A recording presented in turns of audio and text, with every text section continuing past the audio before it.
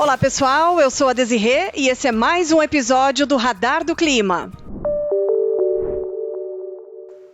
De acordo com o mais recente relatório do NOAA, o Laninha está cada vez mais fraco no Pacífico e dará lugar agora no primeiro trimestre a uma neutralidade que vai durar até o trimestre de maio, junho e julho. Além disso, o Pacífico vai aquecer ao longo do ano, podendo resultar em um El Niño no fim do ano. E isso traz o risco de irregularidade da chuva e ondas de calor. Mas isso mais para o fim do ano. Agora, para o primeiro semestre, a expectativa é de neutralidade climática e de acordo com os modelos de longo prazo, para os meses de fevereiro e março, a expectativa é de chuva acima da média em áreas importantes como o Sudeste, Centro-Oeste e o Mato Piba também, com grandes acumulados de chuva sobre estas regiões, o que garante excelentes índices de umidade no solo para a segunda safra do milho.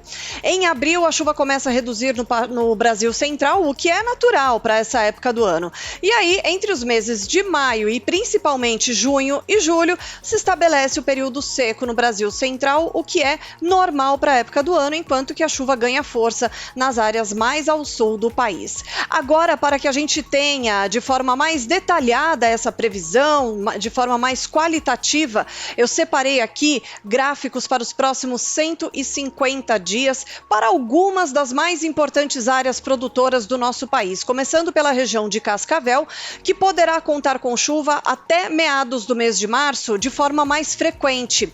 Entre meados de março até boa parte do mês de abril, a chuva fica bem mais espaçada sobre esta região, mas ali meados de abril em diante começa a ficar frequente novamente. Claro que não tanto quanto agora, nesse período que vai dos próximos dias de janeiro até meados de março, mas a chuva se torna mais frequente pelo menos uma vez por semana e isso pode estar relacionado ao aquecimento do Pacífico, ainda que a gente não tenha o El Niño formado, tá? O El Niño é só uma expectativa mais para o fim do ano, mas só de aquecer o Pacífico isso pode trazer alguns efeitos e um deles é esse, aumentar a frequência de chuva na região sul do Brasil. Quanto à temperatura, ela deve diminuir gradualmente, natural para a época do ano, ali a partir de maio começar a cair, mas por enquanto sem previsão para nenhuma onda de frio muito expressiva que possa provocar geadas sobre a região, tá?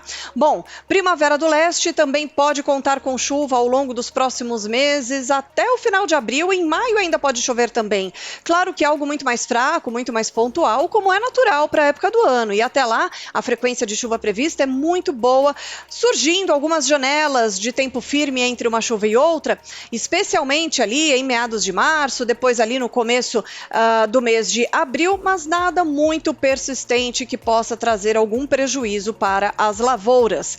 Luiz Eduardo Magalhães pode contar com chuva até o final de abril. A partir daí começa a diminuir bastante o volume e a frequência de chuva. Também é natural para a época do ano. Até lá contamos com uma boa frequência de chuva, algumas janelas rápidas de tempo firme entre uma chuva e outra, temperatura variando conforme a chuva, se é mais forte ou se é mais espaçada, e os volumes de chuva também estão bons. Lembrando que os mapas mostram ali para fevereiro e março a chuva ultrapassando a média histórica para o oeste da Bahia. As previsões climáticas estão indicando bastante favorabilidade para o desenvolvimento da cultura do milho de segunda safra. E os materiais genéticos aí utilizados são de alta tecnologia, de alto teto produtivo. Junto com isso, também vem a maior exigência aí no manejo do complexo de doenças.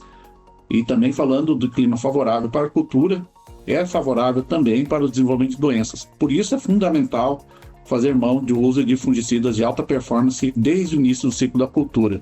A partir de V4, a gente tem os melhores resultados de controle e de produtividade. Muito obrigado e que tenham aí uma excelente segunda safra.